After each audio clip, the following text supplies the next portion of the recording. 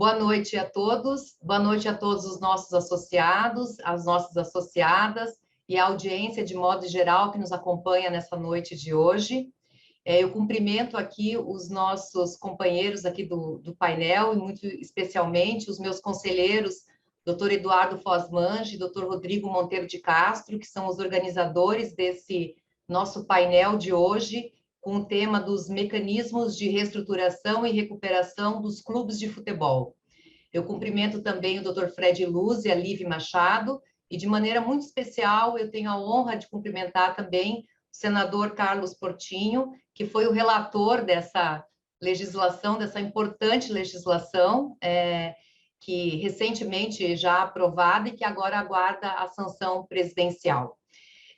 Com muito prazer, na verdade, que recebo todos vocês aqui, dou as boas-vindas, também porque esse mês de agosto nós estamos comemorando não só o dia 11 de agosto, o dia do advogado, e o senador também é aqui advogado como nós, mas nós temos um mês inteiro dedicado à advocacia, mês da advocacia. São mais de 20 eventos, todos eles gratuitos, e que mesclam conhecimento jurídico e também conhecimento no campo dos soft skills, voltados para a instrumentalização da advocacia, para o bom conhecimento também dos advogados, e para a gente poder também comemorar esse mês dessa importante profissão, que é um dos pilares do Estado Democrático de Direito. Sem uma advocacia livre, forte, com as prerrogativas garantidas, nós não temos um Estado democrático de direito também forte como nós pretendemos e queremos, não é?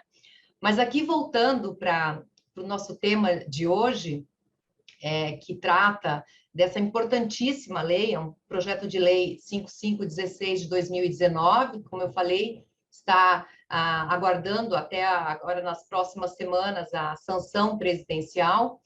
E é com muita satisfação que a ASP tem a redobrada satisfação, na verdade, né, senador, de recebê-lo aqui, de receber todos os demais para esse debate. Nós já tivemos uma oportunidade no começo de debater a respeito dessa legislação, que é tão importante, que traz, na verdade, um universo completamente diferente para a realidade dos clubes de futebol, né?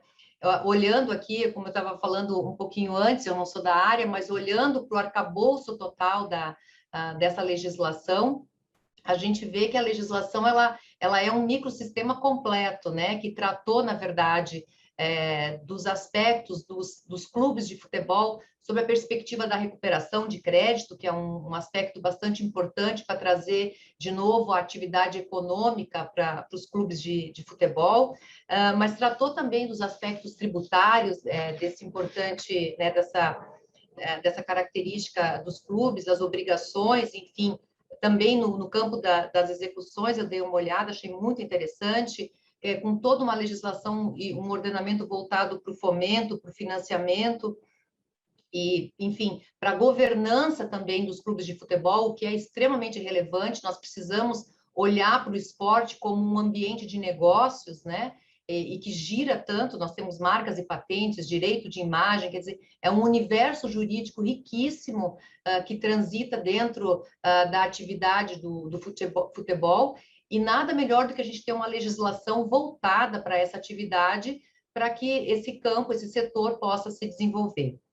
Mas aqui, puxando um pouquinho a farinha aqui para o meu lado, eu não podia deixar de dar um destaque de maneira relevante aqui, senador e demais participantes, para dois aspectos da legislação que me chamou a atenção, né? Primeiro, que é o artigo 1º da legislação, já no inciso 2º, que dá um destaque e fala dos meninos e meninas no campo do futebol, quer dizer, trazendo também aí essa pujança do que é o futebol feminino, trazendo essa questão de gênero. Nós sabemos que ainda temos uma dificuldade muito grande na equiparação da atividade do futebol feminino e do futebol masculino. Sabemos que ainda os olhos do mercado são muito mais voltados para o futebol masculino, mas ver que a legislação deu esse destaque diferenciado para os meninos e para as meninas dá o tom também da importância que é dado a esse tema. E um outro aspecto que aí chama mais ainda a atenção, né, é o artigo 28, inclusive uma emenda foi feita por feito de uma emenda do Senado, emenda 13 do Senado, que inseriu no parágrafo 3º do artigo 28 para garantir, aí tratando quando a legislação já trata dos impactos socioeconômicos da atividade do futebol e do fomento, né? É importante dizer também que a lei fez sempre um paralelo entre a educação formal dos meninos e das meninas e o desenvolvimento deles para o esporte, né? Quer dizer, com essa preocupação realmente de uma educação global para esses atletas ou futuros atletas. E aí o artigo 28 que dá o destaque, que o Programa de Desenvolvimento Educacional e Social deverá oferecer igualmente oportunidades de participação às alunas matriculadas em escolas públicas, buscando realizar o direito de meninas de terem acesso ao esporte. Isso nos parece uma coisa tão singela, mas é de uma força e de um simbolismo gigantesco, senador. A gente vê agora as Olimpíadas, vê a participação das meninas também, trazendo o ouro, né? Trazendo as medalhas, não só ouro, mas trazendo as medalhas, e não só as medalhas, vendo as nossas equipes olímpicas lá participando e representando o Brasil. E eu tive a oportunidade de ver também 2 outras equipes mistas já, de judô, se não me engano, e natação, que participavam, mistos. A gente está vendo que o ambiente do esporte também é um ambiente tomado por essa preocupação com a igualdade de oportunidades para as mulheres e para os homens, e aqui no nosso, de maneira muito especial, para as nossas meninas e para os nossos meninos, né? Então, por mais martas, senadores, né, nós esperamos que essa legislação, e temos certeza que essa legislação vem também com essa força e com essa pujança de criar um ambiente melhor para o esporte, criar um ambiente melhor para os clubes de futebol, trazer negócios para essa área e, com isso, obviamente, melhorar também as vidas e dar uma nova capacidade e oportunidade de profissionalização para milhares de meninas e meninos. Então, eu cumprimento aqui o senhor em específico pela legislação, pela relatoria, agradeço a sua disponibilidade de mais uma vez estar aqui conosco e vir debater.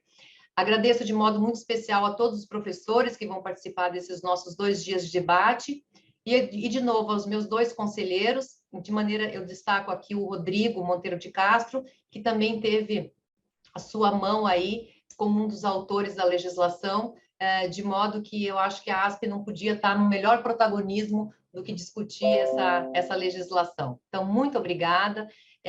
Espero que tenho certeza, na verdade, que nós vamos ter debates muito profícuos e novamente, um momento muito agradável para mim na presidência poder recebê-los e abrir um evento com essa importância e com esse significado.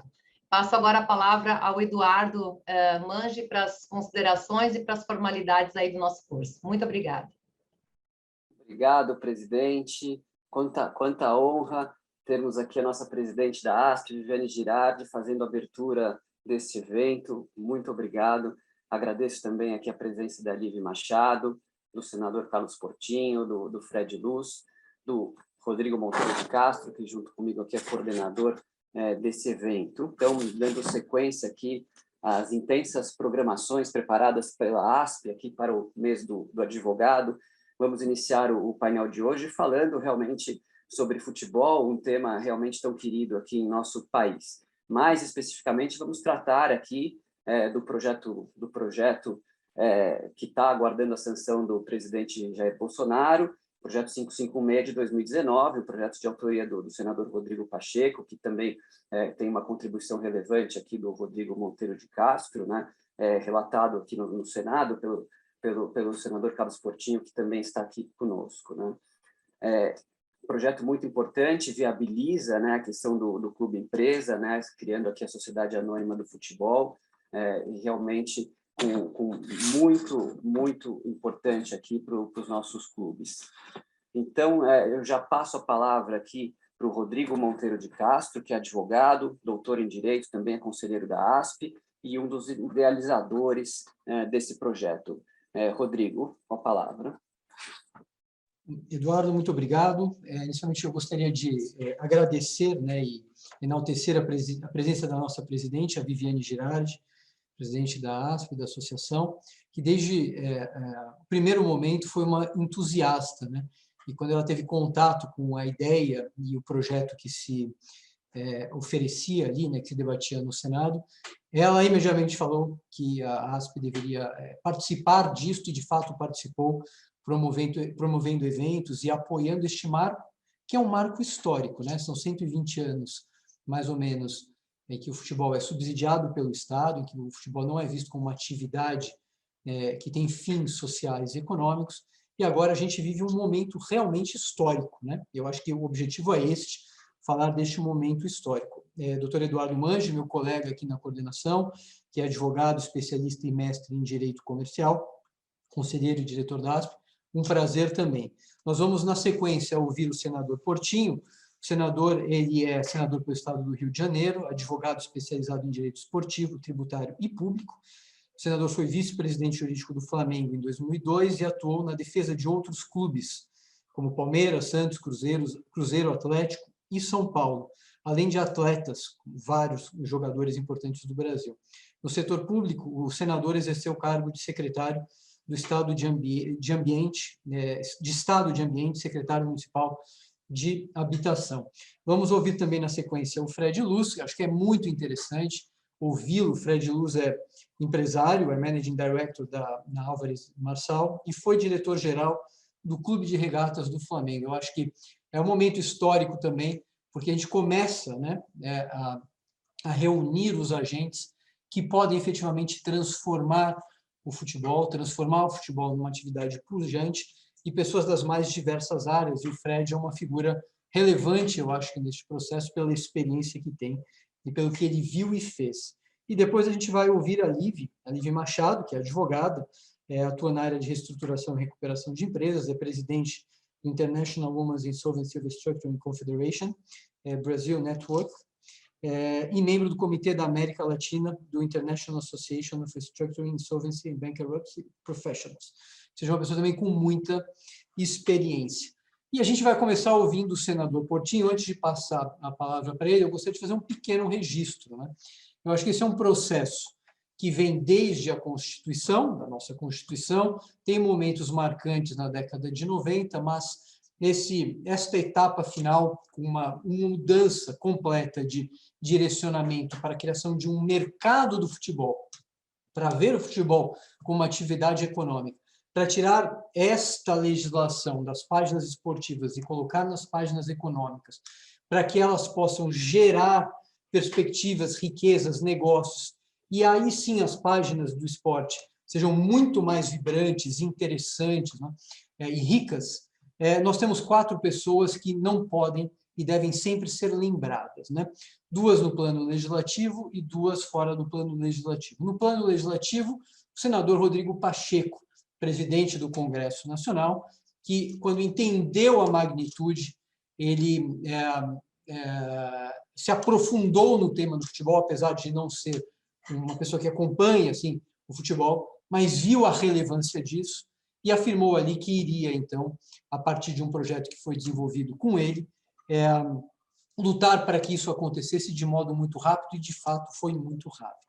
A segunda pessoa no plano legislativo está aqui com a gente, o senador Carlos Portinho, que logo que o senador Rodrigo Pacheco assumiu a presidência, foi indicado relator e fez um trabalho absolutamente monumental e muito rápido, assim, impressionantemente rápido, e o que é mais impressionante é a qualidade pela rapidez com que ele conseguiu, em pouquíssimos meses, ouvir quase 3.000 pessoas, trabalhar em cima do projeto original.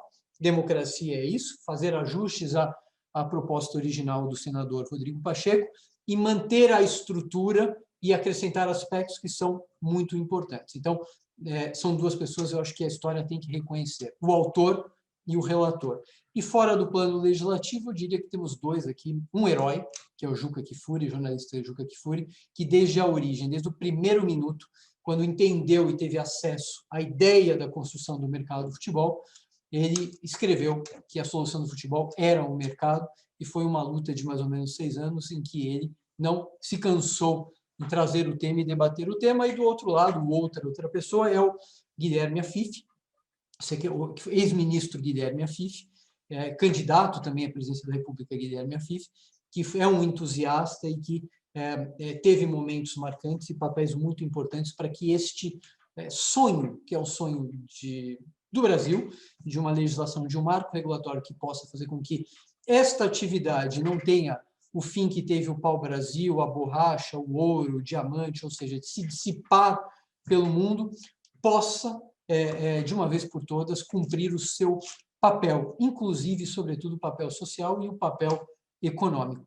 Senador Carlos Portinho, aqui em nome da associação, e mais uma vez fazendo coro com a nossa presidente e com o nosso diretor, a Viviane, nossa presidente e nosso diretor, Eduardo, é um prazer enorme recebê-lo e os nossos agradecimentos aqui pelo que você fez e que fará ainda pelo esporte brasileiro. Muito obrigado, Rodrigo, obrigado, Viviane, Eduardo, meu querido amigo Fred Luz, Liv, todos aqueles que acompanham esse evento. É um tema muito atual. É tão atual, Rodrigo, que eu vou abrir aqui a minha fala, não sei se eu vou roubar aqui a fala do Fred Luz, mas eu quero anunciar que o Cruzeiro acaba de aprovar a sua transformação, a transformação do seu futebol em sociedade anônima do futebol. Ou seja, antes mesmo da sanção presidencial, que virá até o dia 6, porque é um prazo legal, né? O Cruzeiro já é o primeiro clube a aprovar esse modelo empresarial novo do futebol brasileiro.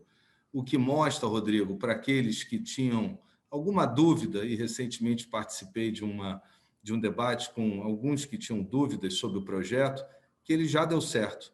Um projeto que um clube se antecipa e aprova, é porque foi um projeto amplamente discutido com todo o setor.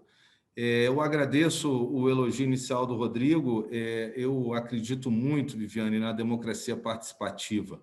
Isso que a internet, a tecnologia nos proporciona era o que na Grécia Antiga eram as arenas, onde se debatiam, né, as grandes causas num processo democrático. E foi inspirado nisso que eu acredito, e como é o futebol, um esporte coletivo, com a ajuda de muitos, a começar pelos dois autores, aqueles que escreveram, né, que inspiraram e escreveram o projeto, um deles aqui presente, que é o nosso querido professor, doutor Rodrigo de Castro, Mansur também, né, deve ser dado o mérito, ao nosso senador Rodrigo Pacheco, sem dúvida alguma, porque não só teve a iniciativa de apresentar o projeto, mas logo que eu assumi, teve até a coragem, pode-se dizer, de pedir para o senador Marcos Rogério abrir mão da relatoria, sabendo que eu tenho uma história, né, a minha formação é na área desportiva, e que eu poderia, talvez, exatamente por esse processo participativo, contribuir ainda mais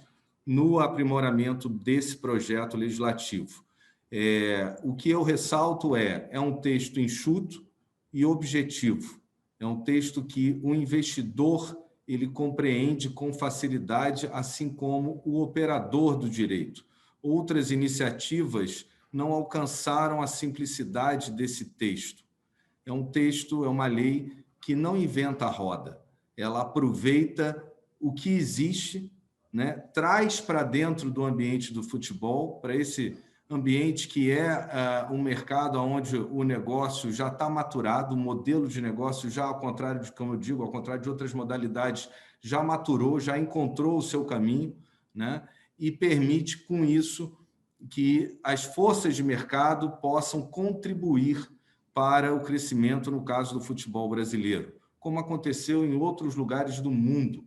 Eu ouvi nessas andanças do projeto que não à toa a Europa, com exceção de uma final que a Argentina participou, não à toa a Europa, que muito antes já aprovou um modelo semelhante, ela está presente em todas as finais de Copa do Mundo, né? Não que isso vá ser a solução do futebol brasileiro, de forma alguma, não que isso será a solução para todos os clubes, de forma alguma, mas ela é uma alternativa. E esse é um projeto de lei que ele traz alternativas. Eu acho que o grande mérito dele, em diversos momentos, ele não diz, vai ser assim, você é obrigado a se transformar desse jeito. Ele diz, olha, você pode ir por esse caminho, né? Por isso ele é facultativo. Isso é o primeiro aspecto positivo, né? Aqueles que queiram se preparar.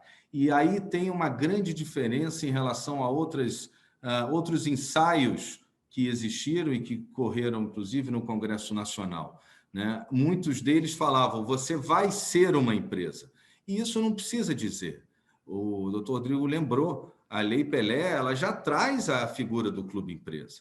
Mas a verdade é que a figura tradicional do clube-empresa, uma sociedade limitada ou qualquer outro tipo societário, ele não deu certo, porque continua havendo a confusão da associação com a pessoa jurídica que foi criada. Ou, né, a pessoa jurídica que foi criada com a cultura de uma associação civil, né, que foi muito importante para o início do futebol. O futebol se desenvolveu a partir de associações civis.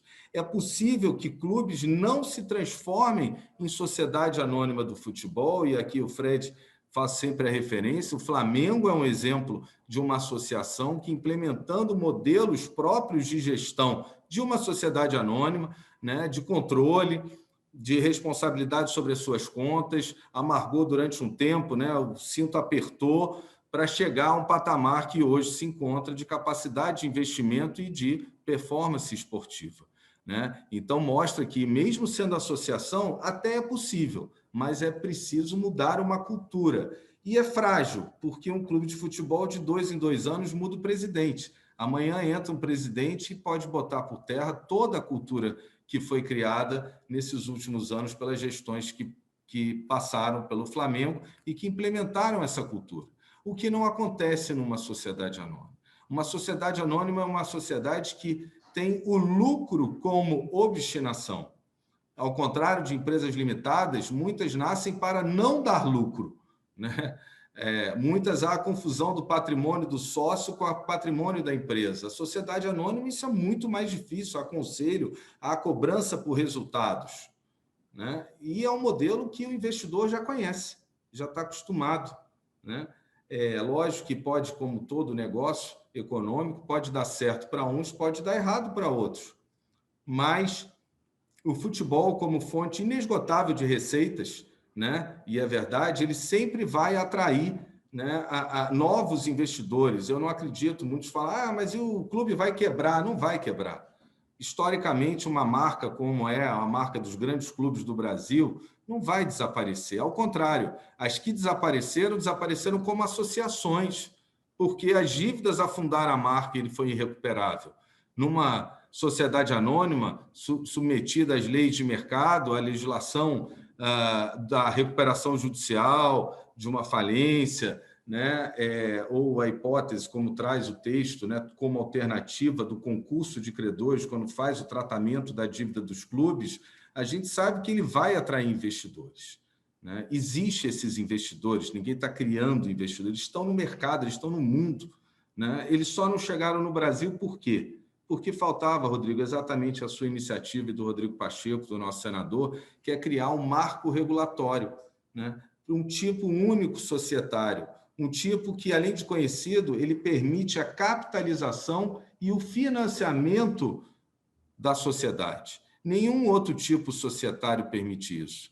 Eu escutei alguém dizer, mas o projeto era melhor se colocasse todos os tipos societários. Não, cada tipo societário tem uma repercussão jurídica e eles não alcançam o que pode ser alcançado com uma sociedade anônima. Não vou nem falar da abertura do capital em bolsa, eu vou falar dos instrumentos de capitalização, de lançamento de títulos, de fundos, de ações, né, de debêntures. Só uma sociedade anônima alcança isso. E é a maneira que o investidor quer, com segurança, investir, né? Os fundos imobiliários mostraram isso, as debêntures da construção civil estão mostrando isso, né? Hoje, no futebol, na associação, o papel de pão é o fio do bigode. Quantos empresários bons, de sucesso, já botaram dinheiro no clube e perderam, inclusive, nem querem tirar o dinheiro de lá, né? Foi mal gerido. Então, eu vejo que esse é o único tipo societário. Os outros, para quem não conhece a Lei Pelé, eu digo, já existem na Lei Pelé. Quem quiser ser limitada pode continuar ou pode se constituir como uma limitada. Quem quiser ser uma SPE, juntar, pode fazer uma sociedade em conta de participação, lógico, porque esse que é a beleza da lei, ela não proíbe, ela dá uma alternativa que é a Sociedade Anônima do Futebol.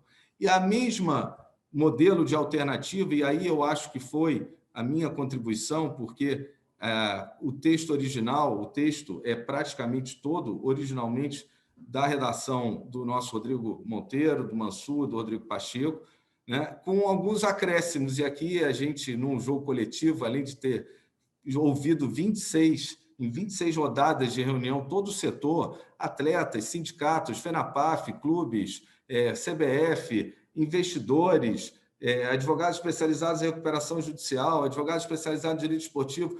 Procurei, até pelo meu relacionamento no setor, dar a maior abrangência, ouvir a todos para chegar a um texto e chegar a algum consenso que fosse possível. E a minha participação maior nesse projeto está no tratamento das dívidas, e há um grande ator nisso tudo, Rodrigo, que hoje está aqui presente, que é o Fred Luiz, que eu quero aqui agradecer, porque sem a participação dele na parte tributária, que eu, embora tenha me especializado, não advoguei, então não tenho a prática, posso ler o direito tributário, mas interpretar na prática, sem o Fred, isso não seria possível. O Rodrigo ele deu um caminho na parte tributária muito importante, porque o texto original dizia que durante um período de 10 anos o clube poderia escolher 5 anos para um regime especial de tributação, né? Que é no modelo que foi vingou no texto final em regime de caixa, 5% das receitas, né? E eu pude aperfeiçoar esse texto graças à contribuição do Fred Luz e toda a equipe dele, né, que pôde me fazer o cálculo do impacto. Hoje a gente está discutindo ainda, né, Rodrigo, eu tenho te dito, o Ministério da Economia é muito favorável ao projeto, vê que há um ganho de arrecadação, porque essa conta o Fred me possibilitou apresentar, e eu vou deixar que ele fale a respeito, mas a Receita Federal ainda é relutante, porque tudo que sai do quadrado, né, que tem que olhar fora da caixa, é difícil para a Receita. Né? E eu gostei muito, até encaminhei ao ministro o seu artigo 34% de 0 a 0. Se a gente taxar como uma sociedade anônima, a gente não vai estimular a transformação das associações em sociedades anônimas do futebol. E se a gente não estimular isso, 34% de 0 a 0. Eles vão continuar arrecadando muito pouco ou nada, como, por exemplo, na venda do Vinícius Júnior, 40 milhões de euros, nada, zero. Né? A gente está dando, pelas contas que o Fred me permitiu apresentar, a chance do governo aumentar a sua arrecadação, essa parte eu deixo a ele. A minha parte diz respeito a um pouco da minha vivência, que eu pude acrescentar à lei, que é a parte do tratamento das dívidas dos clubes. Né? E também não inventamos a roda. Existe lá um concurso de credor, né? Uma centralização da execução há muitos anos, no Brasil, há mais de década, em vigor por ato da Justiça do Trabalho e que no Brasil inteiro existe. E o que a gente trouxe foi 2 alternativas. Uma que o Figueirense abriu a porta ao pedir e ter deferido a sua recuperação judicial, porque exerce, de fato, uma atividade econômica. Né? Então, quem quiser ir para o caminho da recuperação judicial, vá, porque agora está incorporado na lei essa possibilidade, vá fazer a sua negociação coletiva do seu passivo e buscar o seu investidor, que é a segunda perna que eu digo, que é a SAF que traz, né? Porque a recuperação judicial não é um fim em si mesmo. O Figueirense entrou medida de desespero, conseguiu, mas sem a SAF, talvez ele não pudesse avançar mais. Agora ele pode, né? Agora os clubes que quiserem esse caminho podem. Mas eu também pude ouvir de outros clubes que talvez, por uma questão cultural, muitas vezes, não fosse o melhor a recuperação judicial. Eles preferem, eles conseguem administrar a dívida no concurso de credores, e aí eu trago o cível, que em muitos estados não existe, para dentro do projeto, junto com o trabalhista. Né? E daí o aumento desse percentual, que em média no Brasil está em 15%, mas a gente colocou lá 20% da receita para poder suportar a parte do cível que a gente também está incorporando. Né? Então, há clubes que têm um passivo maior cível do que trabalhista. Ele vai apresentar o seu plano de credor para o juízo centralizador e vai dizer que vai pagar tantos por cento possível, tantos por cento para o trabalhista. E vai pagar. E vai pagar porque a gente trouxe o que eu chamo nesse projeto dos aceleradores, que associações como o Flamengo, que pagou em 6 anos a sua dívida trabalhista, e era grande, eu saí de lá falando, nossa, como é que vão pagar essa dívida, né? O Flamengo conseguiu pagar em 6 anos. Muitos advogados queriam que eu colocasse um prazo de 1 ano para pagamento, 2 anos. Gente, eu não vou vender mentira. O Flamengo pagou em 6, clube de maior torcida do Brasil. Vamos fazer em 10, 6 mais 4, né? E com os aceleradores que o Flamengo não tinha, que é isso, é a capitalização, é o financiamento, é a emissão de uma debênture. Está chegando lá no finalzinho dos 10 anos, pô, não vou conseguir pagar. Troca o seu credor, alonga a sua dívida, emite uma debênture, pega um empréstimo. A sociedade anônima, ela nasce limpa, ao contrário de outros projetos que tramitaram na Câmara, que a sociedade anônima já nascia em recuperação judicial. Isso é inadmissível, gente.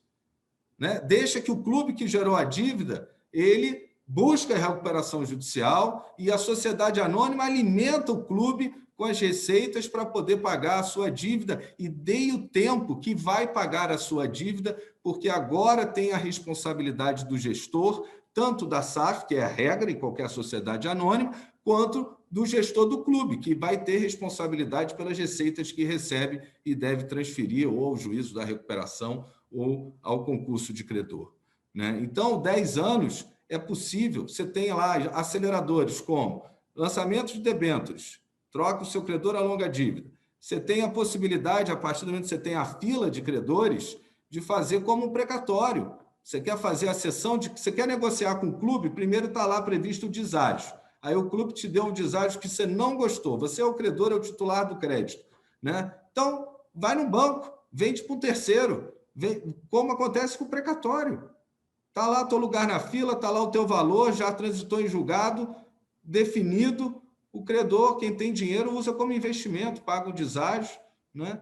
E compra o seu crédito, outro acelerador. E um que me surpreendeu, porque veio do próprio sindicato para ver como ele mesmo, o sindicato, os atletas, estão acreditando no projeto.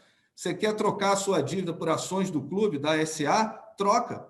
Então, esses mecanismos de aceleração estão na lei, incorporados, foram debatidos também com o ministro Caputo, com outros juízes do trabalho, justamente porque a gente tem que ver que o titular do crédito ele tem que ter o domínio do que ele quer fazer. Né? Então, ele tem a possibilidade de negociar. Essa foi a minha contribuição, mas, de novo, como alternativas. Quem quiser ir para a negociação coletiva da recuperação, vai. Quem quiser negociar individualmente com seus credores, vá. Né? E se não der certo, depois quiser pedir a recuperação, peça. Não tem problema nenhum. Agora, a gente deu um caminho, a gente tratou as dívidas. Ninguém passou a mão na cabeça, como muitos projetos já tentaram, e eu quero que haja o pagamento desse passivo social e que permita que um dinheiro novo, um recurso novo, não seja todo penhorado como seria hoje. Uma parte dele serve para pagar a dívida e a outra para o clube poder ter a sua capacidade de crescimento, de geração de riqueza para continuar pagando a dívida e, no futuro, gerar mais investimento. A parte tributária eu vou deixar para o meu amigo Fred e apenas ressaltar, como disse a Viviane, a contrapartida socioeducacional, iniciativa do Rodrigo. O meu dedo ali era poderá, eu coloquei deverá, porque hoje as associações já devem, então a SAF deve também investir nisso, e sem dúvida o destaque para o futebol feminino, que talvez com a SAF vá ter um mercado muito mais promissor do que com uma associação civil, como aconteceu na Alemanha, por exemplo. Eu tenho um amigo meu que era agente de futebol de atleta masculino e hoje ele é 100% futebol feminino, para ver como houve também uma mudança de cultura. Bom, deixo para os outros craques aqui falar mais um pouquinho a respeito da lei e agradeço a participação. Obrigado. Senador, os agradecimentos são nossos, da associação, dos demais participantes e, sobretudo, das pessoas que estão aqui nos ouvindo. Eu acho que a Viviane, a presidente já mencionou isso na última live com você. Ouvi-lo é um prazer. Saber que o Congresso tem pessoas tão qualificadas e tão preocupadas com o desenvolvimento do país é realmente gratificante. E é isso, né? Eu vou passar rapidamente para o Fred Luz, que é um grande expoente, um grande nome do setor, não só apenas esportivo de outros, mas se consagrou agora no esportivo, mas registrando aqui o que o senador disse, né? A SAF, ela foge do modelo vou chamar de ditadura de uma espécie ou de uma forma, né? Ela traz uma alternativa. Quem quiser ser associação, fique associação. Quem quiser criar um tipo societário, vamos chamar de ordinário ou geral, que crie. Mas se funcionasse, já se teria criado, né? São desde 93 que as poucas tentativas fracassaram, justamente porque não havia um instrumento de legitimação que desse segurança jurídica para a formação deste mercado, que é composto por vários elementos e instrumentos que vão desde a parte societária, governança, compliance, tributário, recuperação e o lado social e educacional, né? É isso. É uma grande iniciativa que, além do mais, ela é muito simples, ela é curta, ela é direta e ela dá as alternativas para que cada clube crie a sua SAF de acordo com a sua realidade. Eu acho que é isso, né, Fred? Você que esteve lá como Managing Director de um dos maiores times do planeta, que eu acho que é muito pequeno comparado ao que poderia ser pelo tamanho de sua torcida. O Flamengo deveria, no mínimo, estar entre as 15 maiores, né, 15 maiores companhias do futebol do planeta. Isso se a gente não quiser ser um pouco mais otimista e colocar o Flamengo, no mínimo, entre os 10 maiores, pelas suas perspectivas, pelo seu tamanho e pela torcida mundial que ele pode regimentar. E mais do que isso, Fred esteve e ainda está, porque hoje na Álvares Marçal ele vem e vai desenvolver, tenho certeza, que muitos projetos relacionados ao nosso futebol. Boa noite, Fred, é um prazer enorme ouvi-lo. Boa noite, Rodrigo, muito obrigado aí pelo convite para poder participar ao lado de gente tão qualificada, né? Você que teve a iniciativa da lei, junto lá com o senador Rodrigo Pacheco, o Portinho, que é a pessoa que, cara, eu tenho uma admiração monumental, vou falar um pouco mais disso, o Eduardo, a Liv também. Assim, eu considero que nós estamos vivendo a possibilidade da criação do melhor momento do futebol brasileiro, da chance do futebol brasileiro resgatar a sua real importância, né? Quer dizer, eu tive essa experiência lá no Flamengo, que foi quase que fortuita, porque eu nunca imaginei na minha vida e pela minha formação profissional que eu iria estar trabalhando num clube de futebol. Foi um momento da vida, uma oportunidade, aquelas coisas assim, muitas. E no Flamengo, né, você falou que o Flamengo deveria estar entre os 15, vou te falar algumas coisinhas aqui rápidas. Eu vi a defasagem que o futebol brasileiro tem das práticas que são absolutamente necessárias. Futebol, como qualquer empreendimento, é uma atividade que demanda habilidade financeira, demanda gestão qualificada, acompanhamento dos processos, do desempenho das pessoas em relação aos objetivos, né? Então, só para você ter uma ideia, naquela época, lá 2013, que foi quando nós começamos, nós comparamos o Flamengo só com os clubes do Brasil, com os 20 clubes da Série A. Isso é gestão. E o Flamengo era a menor conversão em reais por torcedor do Brasil, entre esses 20. A maior conversão era do Internacional de Porto Alegre. E a relação potencial era do Flamengo multiplicar a sua receita por 10 vezes. Olha só. O Flamengo, naquela época, tinha uma receita de 200 e poucos milhões de reais e o potencial era multiplicar por 10, ou seja, chegar a 2 bilhões de reais. Com 2 bilhões de reais, o Flamengo estará em 10 maiores clubes do mundo, sim. Ele chegou, em 2019, 7 anos depois, a ter uma receita da ordem de 950 milhões de reais. Então, você percebe que é um caminho longo, porque os clubes, infelizmente, pela defasagem que tiveram no seu processo administrativo, eles foram ficando muito para trás. E por que isso acontece? Porque as práticas que são usadas numa empresa de uma forma normal, nas boas empresas, que têm bons critérios de gestão e de acompanhamento, e aí o fato de ser uma SA vai facilitar muito, porque a SA tem controles externos que exigem uma governança mais qualificada, né? Tem também o interesse do acionista, como bem falou aqui o senador, que tem o objetivo de recuperar o seu capital investido. eles vão tender a ter práticas muito mais seguras quanto à responsabilidade financeira, quanto ao processo de gestão, que na prática gera uma cultura de aprendizado dentro da companhia. E aí vem um grande drama da maioria das associações, que é a falta da continuidade. E nós temos, historicamente, entre os clubes de futebol, clubes que estiveram muito bem administrados, mas que depois, ao longo do tempo, perderam por uma questão de troca no comando, troca na administração, que eventualmente estava distado e não valorizava tanto esse processo de gestão, entendendo que futebol é única e exclusivamente escolha de técnico e de jogador de futebol, esquecendo que para sustentar tudo isso tem que ter uma máquina de arrecadação, de geração de recursos, de controles, né, que, se não observados, geram essa destruição. O Brasil, infelizmente, né, ele hoje está virando no futebol um exportador de matéria-prima. A qualidade vem caindo, embora nós sejamos o maior produtor de qualidade. Mas, por falta de foco, de administração, nós temos perdido isso.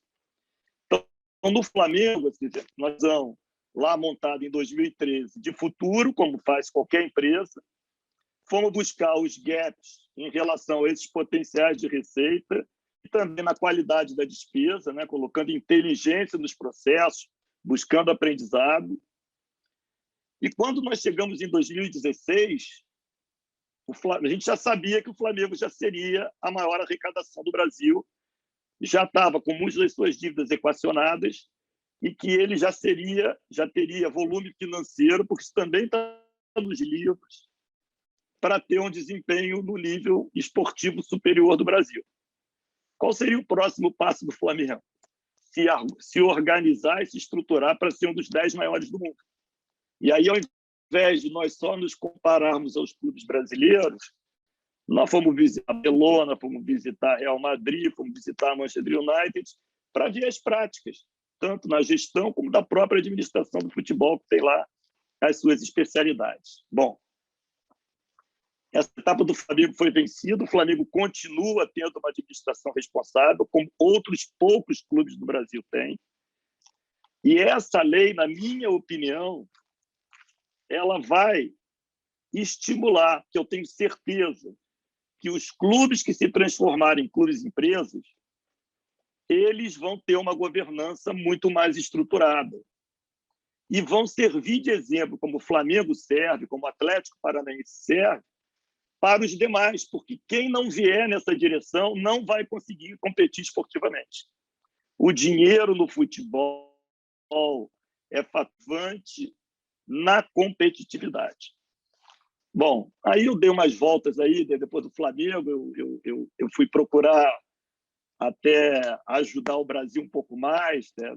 Participei do processo político por algum tempo, e fico muito feliz de ter um senador como o senador Carlos Portinho, que, para mim, é um exemplo monumental de envolvimento, de espírito público, republicano, de querer melhor sem vaidade, mas com qualidade de inteligência, né? E resolvi me associar à maior empresa de reestruturação de empresas do mundo, que é a Álvares e Marçal, né?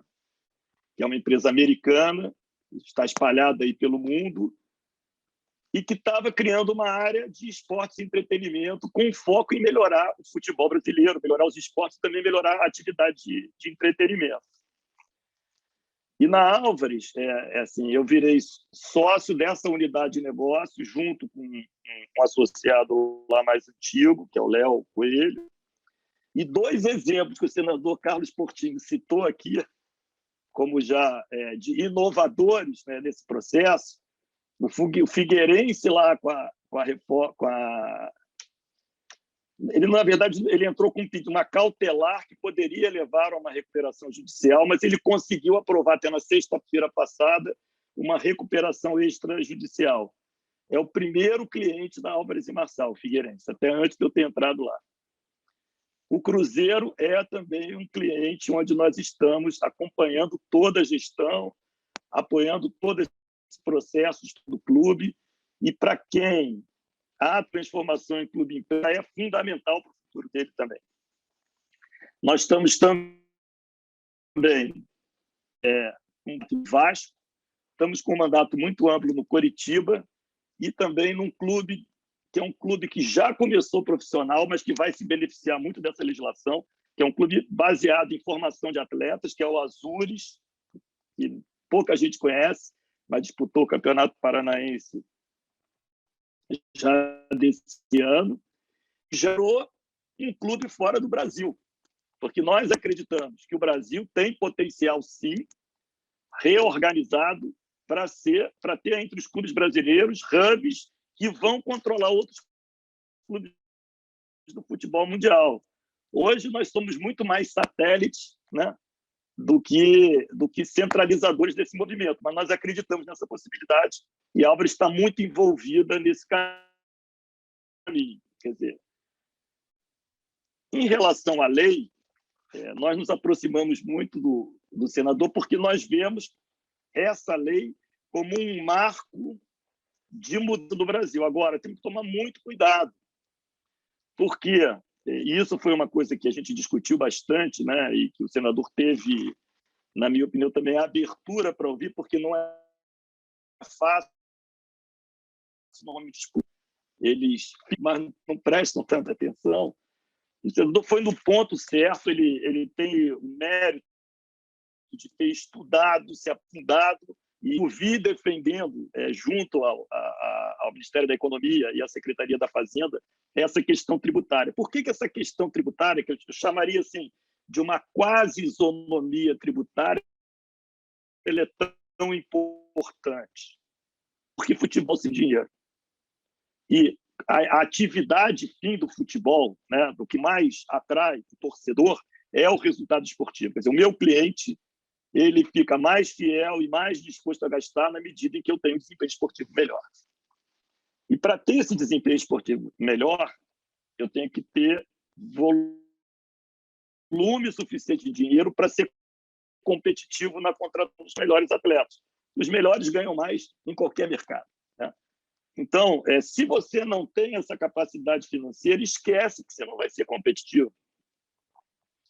E, infelizmente, a assimetria entre a associação, a assimetria tributária entre a associação e uma empresa que paga imposto pelo local chega a 300%, 400% de pagamento de imposto a mais. Então, quando nós analisamos economicamente os números que o projeto de lei original ele contemplava, a gente quando eu falei o senador fazendo uma lei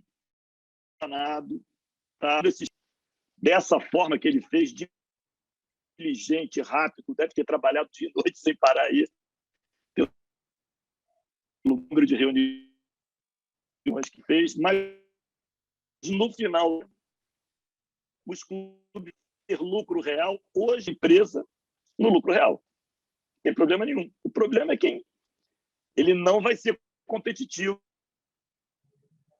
se for sério, né?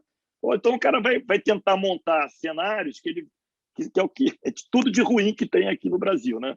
Que é para tentar não ser correto nas declarações e na formatação. E isso não gera aprendizado, não gera qualidade, não gera profundidade, muito menos vai atrair investidores sérios. E aí ele nos permitiu e até incentivou a fazer as análises. Nós montamos tabelas singelas, simples, né? Pegamos uma quantidade de clubes, vimos quanto eles pagavam pelos balanços deles como associação, vimos quanto eles pagariam na transição, né? Porque aquela transição ela também considerava já a tributação sobre a venda de jogadores na transição, e vimos quanto pagariam de imposto no lucro real. E mostramos para o senador o seguinte: senador, de cara, já na migração já tem um aumento médio aí na faixa de 20 e poucos % na tributação do clube que migrar para a SAF. Segundo, Os clubes que são melhor administrados, como o Flamengo e como o Atlético Paranaense, eles vão ter um aumento muito maior. Eles vão ter um aumento de cerca de 40%, 50%. Na transição, 250%. O ideal é que na transição tenha uma diferença menor do que essa média, e no final da história, que a diferença também esteja na ordem de 20%, porque senão é muita coisa. Então, se você quer manter isso, você vai ter que aumentar o imposto das associações para não ter. Isso é impossível. Tem uma questão política aí. Eu também acho que o caminho é de diminuir os impostos, porque vai aumentar a arrecadação do Estado, né?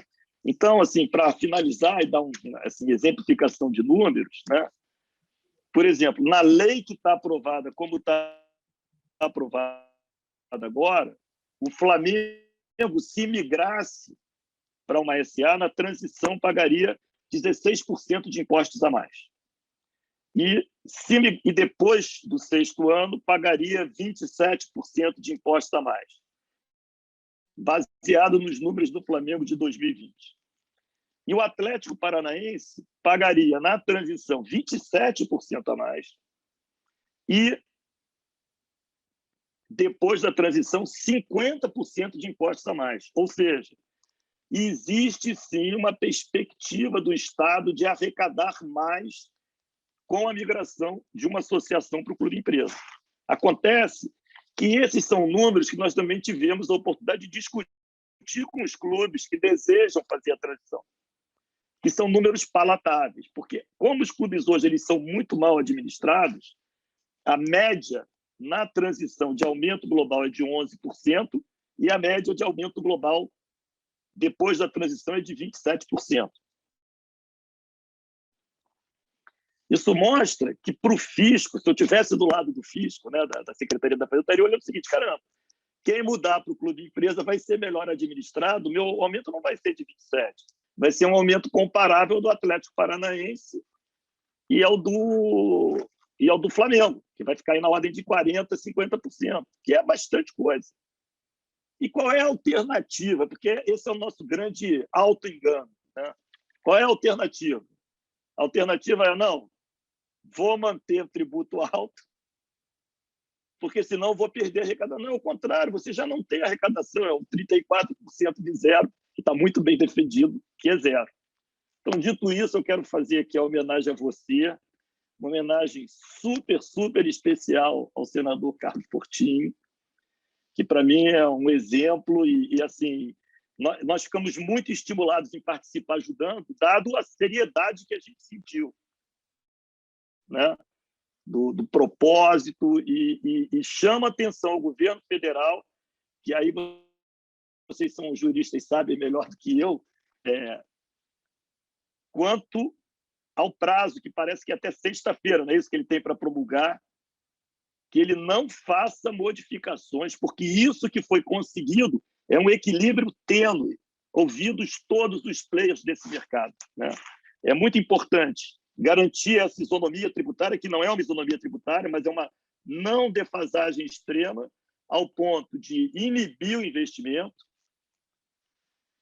Essa questão do período para o pagamento das dívidas realista, na verdade, ela protege o credor, ao contrário, ela não desassiste o credor, porque hoje, teoricamente, o credor está protegido, mas ele não recebe. Então, ela protege o credor. E aí vem uma última, que isso ainda conversando com alguns advogados, estou feliz de estar aqui numa associação de advogados, mas eu não sou do ramo, de como nós vamos construir uma segurança jurídica, porque acredito que ainda teremos, mesmo a lei sendo promulgada, como foi, aprovada por unanimidade no Senado, aprovada sem alterações na Câmara Federal, eu espero que o governo federal, o executivo, promulgue dessa forma, mas ainda vai ter muita discussão do judiciário e ver qual é a melhor forma e a mais rápida de se pacificar tudo isso na aplicação. Porque os clubes onde nós estamos trabalhando, nós estamos indicando que venham abraçar. Bom, muito obrigado pela oportunidade e fico à disposição para ajudar. Nosso propósito é melhorar o futebol brasileiro e a gente tem que honrar a todos, como você, Rodrigo, e como o senador Carlos Portinho, que estão fazendo muito por isso. Muito obrigado. Boa noite. Obrigado, Fred. Acho que o senador quer a palavra. Senador, antes de a gente passar para a Liv, vamos lá. Não, desculpa quebrar o protocolo, mas eu acho que é uma pergunta natural, depois da exposição do Fred, que alguns podem ter, mas, ok, vai ter um aumento, então, de tributação. Por que o clube vai mudar de associação para uma SAF? E eu queria só fazer esse acréscimo, porque isso a gente também se dedicou. E a resposta está justamente nos instrumentos que a SAF tem e que nenhuma outra sociedade tem. Embora possa ter um aumento de tributação, ele tem como buscar no mercado recursos que nenhum outro tipo societário tem. E aí é que está esse equilíbrio tênue que o Fred também falou. Eu achei que era importante fazer esse adendo, Fred, desculpa, porque muitos podem ficar com essa mas de qualquer maneira, por que o cara vai mudar para a SAF se não ter aumento? Vai ter aumento sim, mas você vai poder emitir títulos, você vai poder fazer um fundo dos teus atletas, fundo de investimento, captar recursos no mercado, e isso equilibra o porquê de uma maior tributação. Obrigado. Sem dúvida, é uma organização sobre sociedade anônima, um pouco para romper com o velho associação ali de clubes de futebol, né, numa administração muitas vezes arcaica e que realmente se migrarem para uma sociedade anônima, vão ter acesso a instrumentos muito mais modernos, tanto de captação de recursos, como de reestruturação de dívidas, né? Um outro ponto que também se coloca, né, que hoje a indústria do futebol é tão importante no nosso país, mas a indústria do futebol em si é pouco significativa no PIB do nosso país, né? Então, sem dúvida, né, o Fred já trouxe muito esse viés econômico aqui, e que se realmente a gente tiver daqui a alguns anos isso consolidado, com certeza a indústria do futebol vai ter um percentual muito significativo no PIB brasileiro. Agora, para falar um pouco aqui desses mecanismos mais modernos de reestruturação de dívida e de como lidar com isso, temos aqui a Liv Machado, que já assessorou credores de grande porte em diversas recuperações judiciais e pode dar o seu panorama aqui para a gente sobre esse aspecto. Liv, com a palavra, por favor. Obrigada, Eduardo. Boa noite à nossa audiência. Agradeço inicialmente aqui à ASP pelo convite, é uma honra estar aqui hoje. Cumprimento a presidente, doutora Viviane, por se dedicar o tempo, né, de estar aqui conosco.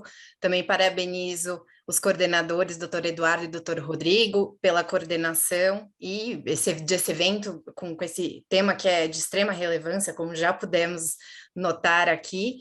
E cumprimento e parabenizo também pelas brilhantes exposições o senador Carlos Portinho e também o Fred Luz. Eu vou me ater aqui, como comentou o doutor Eduardo Mangi, aos comentários mais aqui da minha seara, mais aqui da minha área, da questão da reestruturação e da recuperação dos times de futebol. E aqui já dando início a alguns pontos, como bem o senador comentou, o PL prevê alternativas, né? Então, acho que inicialmente, para lidar com as dívidas, o PL ele traz uma redação que diz que o clube poderá efetuar o pagamento de suas obrigações diretamente aos seus credores ou optar, né, a seu exclusivo critério, como bem destacou o senador, né, essa questão das alternativas. Ele pode dar início a um concurso de credores por esse regime centralizado de execuções, como o senador comentou anteriormente, ou, alternativamente, ajuizar uma recuperação judicial ou extrajudicial nos termos da Lei 11.101, que é a Lei de Recuperação de Empresas e Falências. E, nesse aspecto, é pertinente observar, como já foi comentado bastante aqui, que atualmente os clubes, em geral, né, de uma forma geral, são organizados formalmente como associações civis.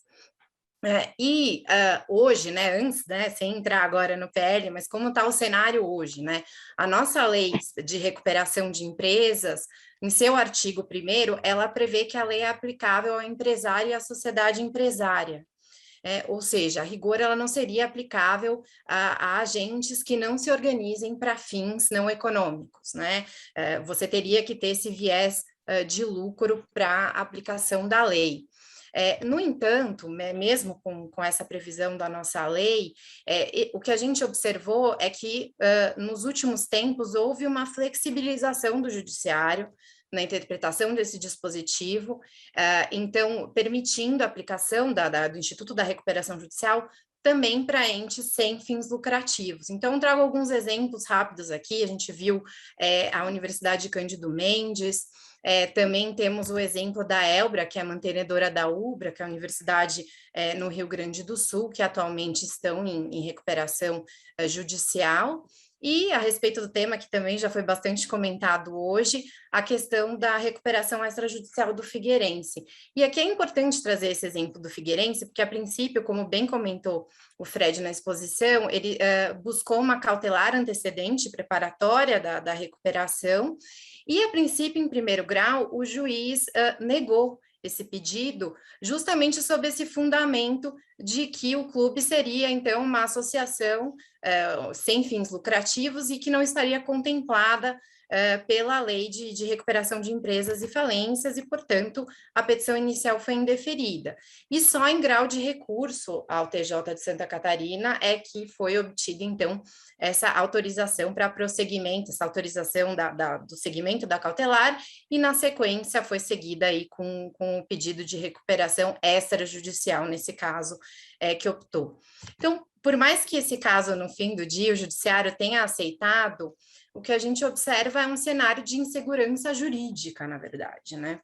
Porque, nesse caso, o tribunal adotou esse entendimento, mas pode ser que um outro tribunal, em outro estado, adote entendimento diverso.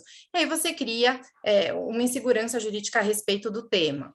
E aí vem o PL vem muito nesse sentido de conferir, como bem, voltando aqui essa questão do senador sempre colocou, que é uma opção, né? O clube não é obrigado a se tornar uma SA. Porém, ao instituir, né, essa possibilidade, confere maior segurança jurídica, inclusive para os instrumentos jurídicos disponíveis na reestruturação de dívidas. Então, é muito bem-vinda essa classificação e essa iniciativa do PL nesse sentido. E até entrando um pouco aqui mais nas especificidades dos mecanismos do PL, aqui já pressupondo que será sancionado sem maiores vetos da presidência da República, ele traz essa figura interessante, que é o regime centralizado de execuções, né, em que haverá, então, uma concentração, um juízo centralizador de execuções, e as receitas do clube, aqui o PL fixou em 20% dos valores da receita destinados aos pagamentos desses credores, e esses valores, então, arrecadados e a distribuição desses valores, bem como a gestão do concurso de credores, ficam sob responsabilidade desse juízo centralizador. A princípio, o PL prevê a possibilidade do judiciário criar um órgão próprio, né, de centralização de execuções, mas se não houver essa criação, será então o juízo que tiver ordenado o primeiro pagamento da dívida, né? Então, aqui é essa sistemática proposta pelo PL. E, nos termos da redação, o requerimento, então, deve ser apresentado pelo clube ou a pessoa jurídica original ao presidente, no caso de dívidas trabalhistas, do Tribunal Regional do Trabalho, e, no caso de dívidas cíveis, ao presidente do Tribunal de Justiça local. E observados aqui, claro, né, o que vai ser realmente composto no plano de credores que esse clube deverá apresentar. E aqui vale uma nota, né, como bem comentou também o senador, não é a minha área de atuação, mas existe, né, um provimento, que é o 1 de 2018, da Corregedoria Geral de Justiça do Trabalho, com o auxílio da Comissão de Efetividade de Execução, que trata justamente desses procedimentos de reunião de execuções na Justiça do Trabalho. E é interessante comentar que esse mecanismo já foi utilizado pelo Clube Botafogo de Ribeirão Preto, para equalizar suas dívidas trabalhistas ali no finalzinho de 2017. Então, é um mecanismo que já foi, inclusive, adotado por um clube de futebol para remanejar as suas dívidas. Então, é interessante que já temos esse exemplo, né, do trabalhista, que aqui o PL propõe que seja trazido pelo Cível.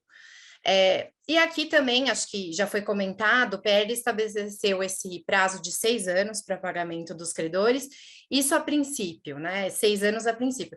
E aqui acho que vale um paralelo com as recuperações judiciais, a gente vê na prática planos de recuperações judiciais que prevêem, assim, um prazo de pagamento muito mais alargado que esses 6 anos. Então, esse comentário de que esses 6 anos são realistas, né, me parece muito acertado, que a gente vê na prática aí planos que têm um período de carência, por exemplo, realmente alto, um período de pagamento, a gente já viu aí planos que prevêem 20 anos para um pagamento de uma dívida em recuperação judicial, então parece bem razoável esse prazo de 6 anos sob uma perspectiva dos credores.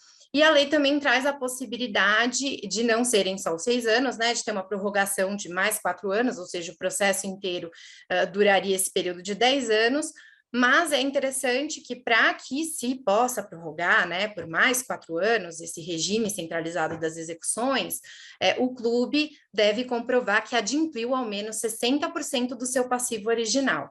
Então, essa extensão não vem de graça, né? Existe essa necessidade de se comprovar esse pagamento expressivo do passivo, né? Bem considerável.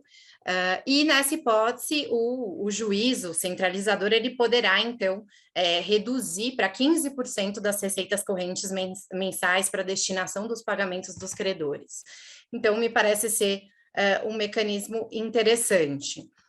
E aqui fazendo também, traçando esse paralelo com a recuperação judicial, o que a gente tem na recuperação judicial, depois que o plano é aprovado, é um prazo de supervisão pelo juízo da recuperação judicial de até 2 anos. Com a reforma agora da lei, é de até 2 anos, pode até mesmo ser menor. E aqui o que a gente observa é que esse juízo centralizador, ele terá a coordenação desse procedimento por muito mais tempo. E um outro aspecto que traz uma proteção também maior para o clube é essa questão de que, enquanto o clube estiver cumprindo com os pagamentos, é vedada qualquer forma de constrição ao patrimônio do clube ou às suas receitas, qualquer tipo de penhora, ordem de bloqueio judicial e etc. Então, com isso, você tem uma blindagem patrimonial aqui do clube por esse período, que não é o mesmo período que ele vai encontrar no cenário de RJ, porque aqui ele consegue essa blindagem, digamos assim, por até 10 anos, se for essa duração aqui do procedimento. Ao passo que na RJ você só vai ter essa proteção ao longo do curso do processo de recuperação judicial. Então, de fato, também me parece uma diferença que na prática, na verdade, vai depender muito do perfil do endividamento, o que vai fazer sentido para aquele clube específico tratar de uma forma ou de outra e se recorrer a um instituto ou outro. O que, para mim, talvez não tenha ficado tão claro, mas acho que também é uma questão de se regulamentar, ou até mesmo de prever no plano dos credores, é uma questão de uma data de corte. Porque na recuperação judicial estão sujeitos os créditos existentes até a data do pedido de recuperação judicial. Aqui, a despeito de o PL propor aqui que o clube tem a obrigação de listar suas obrigações consolidadas em execução e também uma estimativa auditada das dívidas ainda em fase de conhecimento, esse ponto não parece tão claro, mas me parece que o clube poderá esclarecer esse ponto até mesmo no seu plano de credores, que deve, e aqui é bem parecido com o procedimento da recuperação judicial também, depois que o clube, então, requer a centralização das suas execuções, ele terá concedido um prazo de até 60 dias para apresentação desse plano de credores.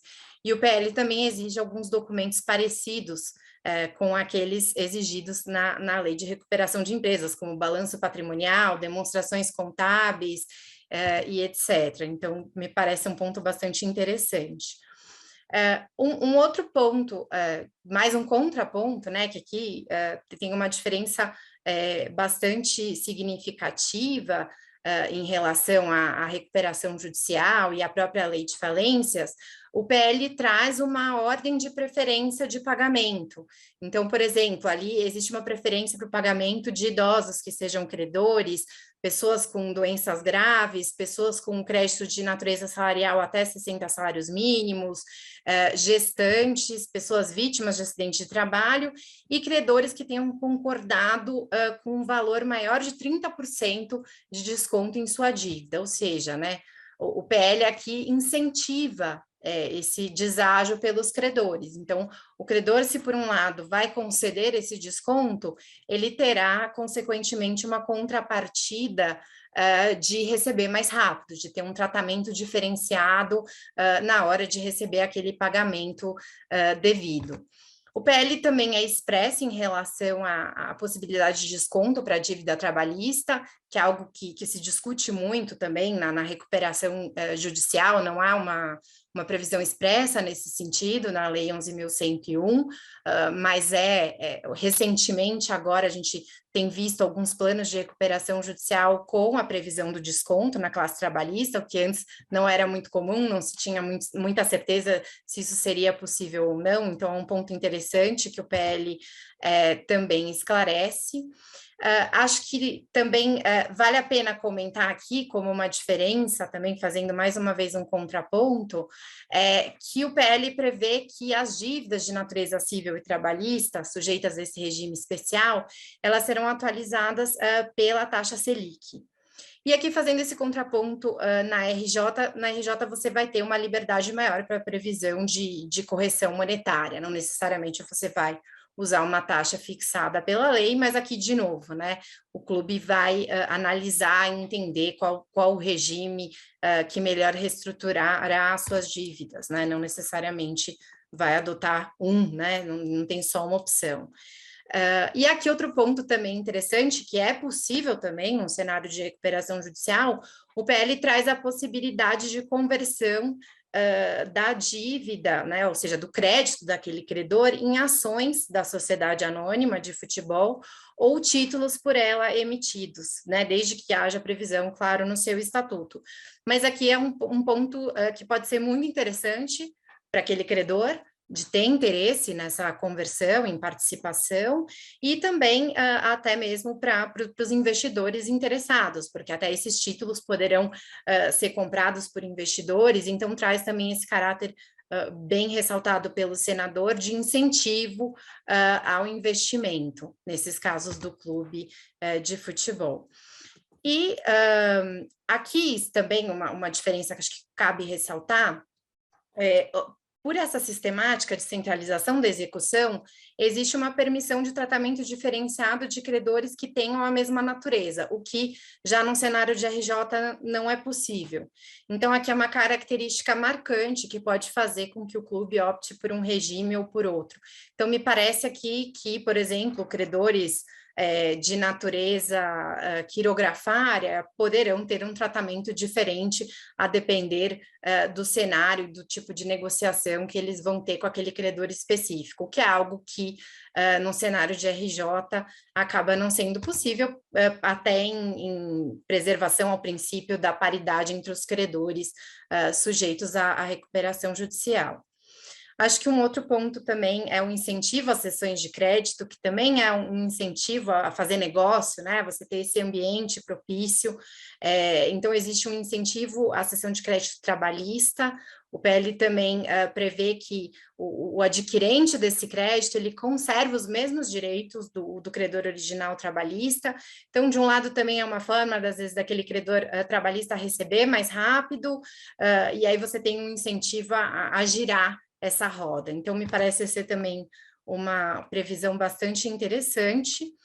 E passando aqui só para fechar alguns comentários, caso né, o clube venha a optar, então, pela questão da recuperação extrajudicial ou pela recuperação judicial em si, acho que vale a pena comentar, até para quem não está tão acostumado com a área de RJ, que por meio desses mecanismos, há também a questão da suspensão de execuções contra o devedor.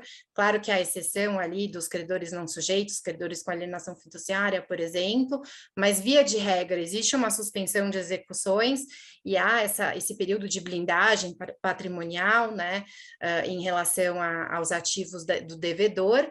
E outro ponto que eu acho que vale comentar é que, com a recente reforma também da lei de recuperação de empresas, houve uma maior proteção ao credor de deep finance, né, que é aquele credor que empresta o dinheiro para a empresa em dificuldade financeira já no regime de recuperação judicial. E com as novas regras da reforma, de fato, houve a reforma trouxe mais segurança jurídica para esse deep lender, né, para esse credor de DIP disposto a injetar dinheiro novo. Então, isso também me parece, para um clube de futebol, ser algo interessante, você criar essa oportunidade de trazer essa possibilidade de um empréstimo estruturado, uma possibilidade de dar uma garantia com alienação fiduciária para esse investidor que esteja disposto a emprestar esses valores para o clube, que muitas vezes vão se mostrar necessários, né? Sem dinheiro novo, fica difícil fazer uma reestruturação realmente mais efetiva. Então, também me parece trazer essa segurança jurídica interessante para o cenário de RJ. E acho que esses eram os principais comentários. Agradeço aqui o espaço, também fico à disposição para perguntas. Obrigado, Liv. Você fez um sobrevoo aqui do projeto, pegou todos os principais pontos aqui. Realmente o projeto está já antenado, né, com a reforma da Lei de Recuperação Judicial e Falência de 2020.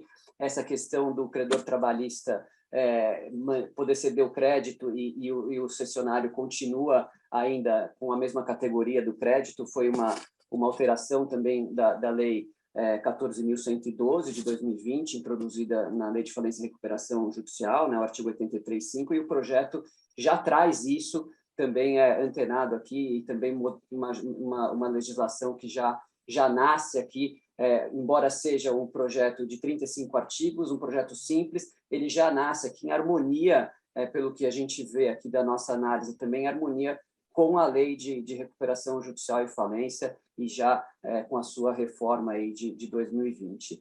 Então, acho que tá de parabéns aqui. Eu passo a palavra, então, aqui para o nosso coordenador, aqui para o Rodrigo Monteiro de Castro. Acho que podemos fazer mais uma rodada aqui, Rodrigo, rapidamente, né? Eduardo, obrigado. Eu deixo com você aqui a presidência dos debates. Eu só queria fazer um comentário sobre um artigo que pouca gente, eu acho que ainda se atentou para a relevância, mas ele vai viabilizar estruturações, inclusive da própria SAF, né? Que é o artigo 35, que reforma o Código Civil e acrescenta ao artigo 971, parágrafo único, que diz que aplica-se o disposto no caput deste artigo a associação que desenvolva atividade futebolística em caráter habitual e profissional, caso em que, com a inscrição, será considerada empresária. Ou seja, o aproveitamento de toda a doutrina e jurisprudência em relação ao empresário rural.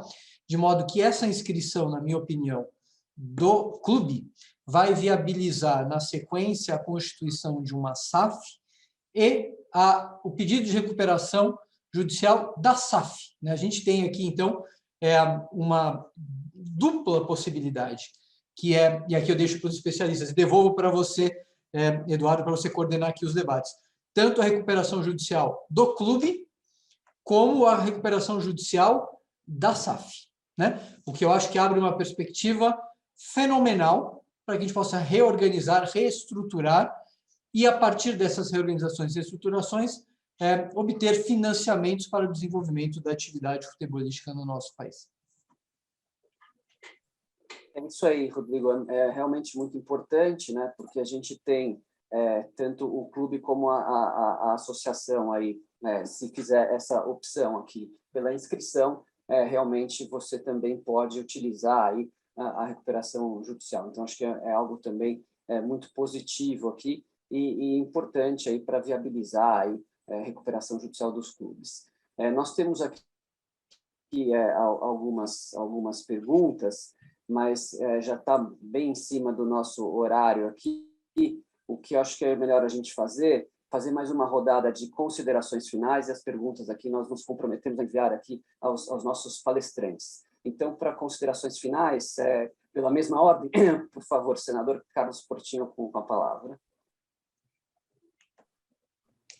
Queria agradecer a oportunidade, inclusive, de poder ouvir a Liv, porque ela dissecou o projeto, os principais artigos. É muito bom a gente ouvir, a gente fica muito envolvido, né, Fred, Rodrigo, quando a gente ouve alguém, né, que tem conhecimento jurídico e que analisa com outros olhos, é muito gratificante. Eu queria acrescentar só, eu não falei a respeito, mas uma das críticas que eu já ouvi é que, assim, esse projeto é só para os clubes grandes.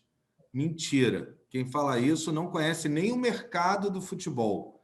Já existe... Aliás, posso dizer que a maioria dos clubes empresa hoje no Brasil são clubes de pequeno porte, né? Eu advoguei para alguns, constituí alguns, o Boa Vista no Rio, Brasiliense, mas a gente tem clubes hoje que já são SA, né? A Liv deu o caso do Botafogo, de Ribeirão Preto, tem a Ferroviária, Fred trouxe o caso do Azur, né, que é lá do Paraná, eu também sempre cito ele. Tem o Retrô, né, de Recife, e a gente está falando de clubes de pequeno investimento. Porque há um modelo de negócio próprio para esse clube de menor investimento. Como há um modelo de negócio próprio para um clube de maior torcida, onde o investidor não é só do esporte, onde ele está buscando atingir o consumidor de massa, que é a torcida. Então, aqueles que dizem, isso é para clube grande, não é verdade, desconhecem o mercado futebol, quem atua sabe, aliás, a maioria é de clubes pequenos hoje, empresa. E também muitos falaram assim, mas por que você não entrou na parte tributária, num financiamento, num refinanciamento, discutindo talvez descontos e deságios para o pagamento?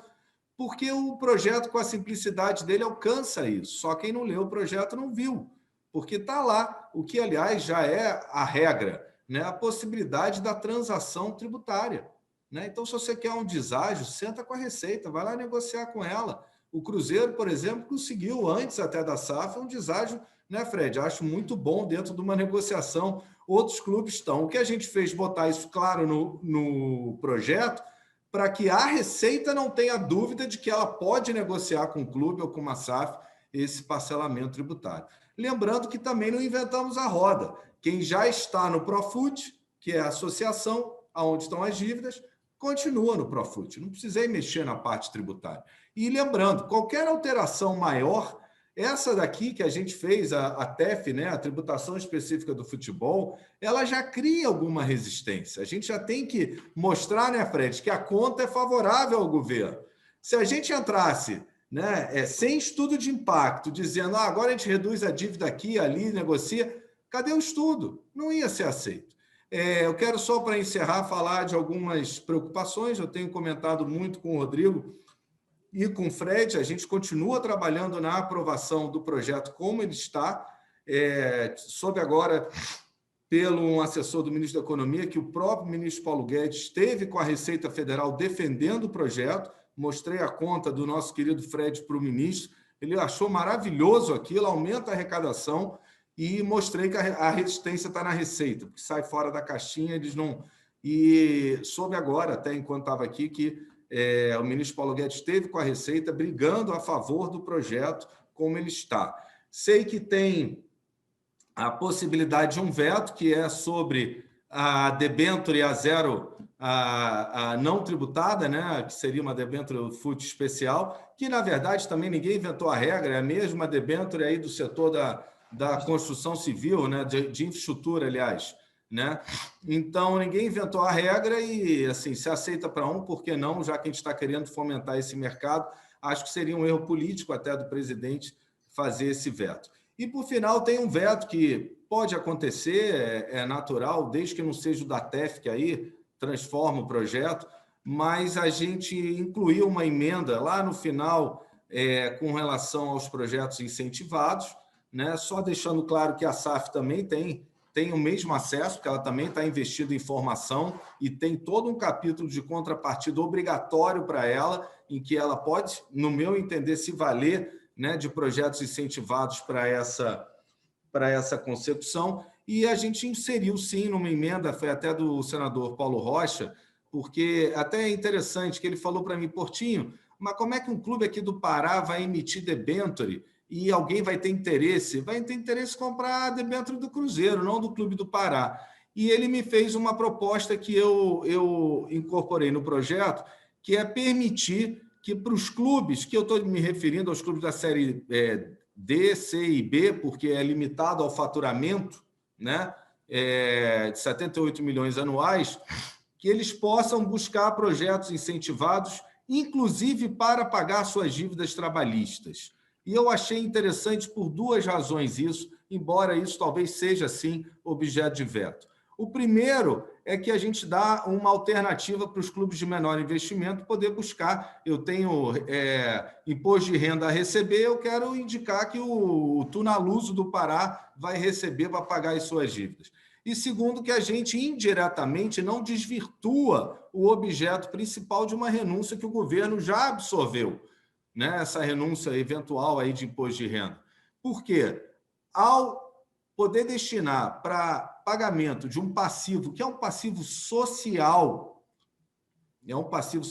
a dívida trabalhista, a gente está dando capacidade do clube investir no seu objeto principal, que é a formação de atleta e que reverte em benefício para a sociedade, para os mais jovens e para as mulheres e tudo mais.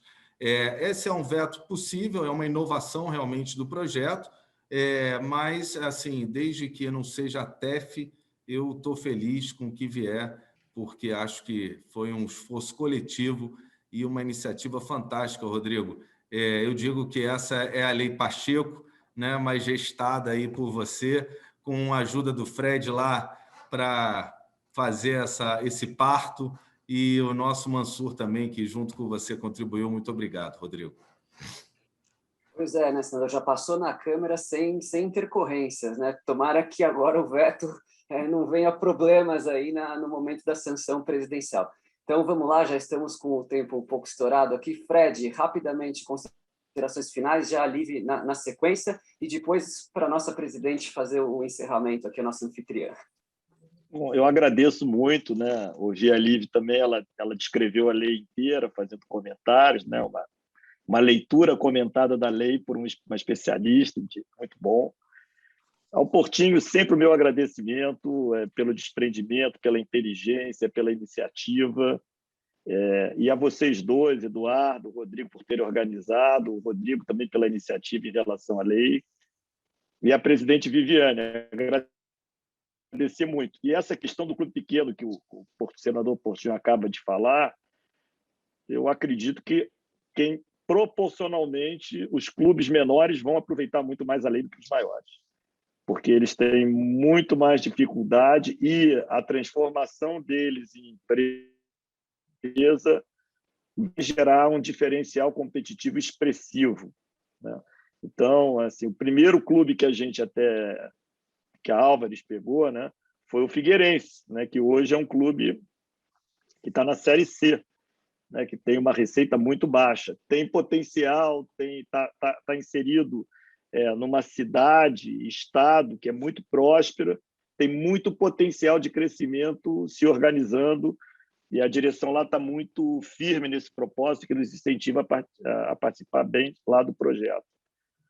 Clubes de médio porte, tipo Coritiba, Atlético Paranaense, os clubes do Nordeste, eu acho que vão se beneficiar muito também da lei. Então, eu vejo essa lei, como já falei aqui desde o início, como um marco de mudança e de retorno do futebol brasileiro, protagonismo mundial, e nós ficamos muito distantes em função da falta de qualidade de gestão. E quem vier para as SAPs, eu não tenho dúvida que, na maioria, vão melhorar muito a qualidade da gestão e trazer prosperidade ao futebol brasileiro. Me sinto muito honrado de estar fazendo parte desse processo e muito estimulado com o que vem acontecendo. E eu espero que o governo federal tenha responsabilidade para manter a lei que já foi aprovada por unanimidade no Senado e, como você bem falou, Eduardo, sem alterações na Câmara. Mostra a qualidade que a lei tem. Boa noite a todos. Obrigado. Obrigado, Fred. Muito obrigado aí pelas colocações. Liv, considerações finais?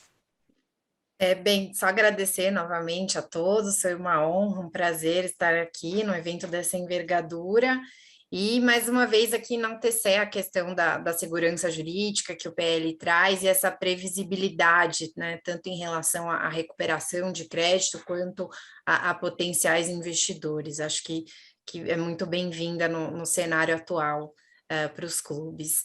E é isso, mais uma vez, muito obrigada e boa noite a todos.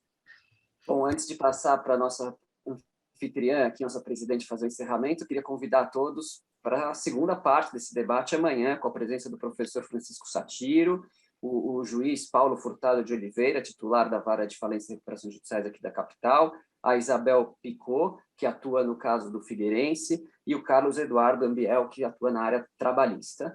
Em nome meu e do Rodrigo aqui, da Associação dos Advogados, convidamos a todos para participar amanhã. E passo a palavra para a nossa presidente aqui para o encerramento deste debate aqui, agradecendo a todos. Obrigada, Eduardo. Bom, para mim também cabem os agradecimentos pela disponibilidade de tempo dos nossos convidados em virem participar desse debate. Os agradecimentos aqui novamente aos meus dois conselheiros que coordenaram e estão coordenando, né, esse debate que vai de hoje e até amanhã. E de tudo que eu ouvi aqui, assim, eu saio extremamente satisfeita, porque a legislação, ela realmente ela é com os olhos também voltados para o futuro, né? Ela resolve problemas atuais do campo do futebol, mas ela dá diretrizes para o futuro. O Fred aqui mesmo comentou, outras pessoas também comentaram, a gente sempre foi um grande exportador de talentos, eu acho que agora a gente vai ter uma exportação profissionalizada, nós temos aí um novo horizonte para a economia do país também no campo do futebol, e que não deixa de ser alguma coisa que também é tão rente à nossa cultura e é tão rente à realidade brasileira. Então, a lei realmente deve ser festejada, deve ser comemorada. Estou aqui também, senador Carlos Portinho e Fred, com os dedos cruzados para que não haja nenhum veto por parte da presidência, né? E sem falar que ela também abre um campo enorme de atuação para a advocacia, o que também é relevante, o que também é um motor aí de negócios, um ambiente de negócios onde a gente vai poder ter o crescimento também que a gente espera para esse nosso país.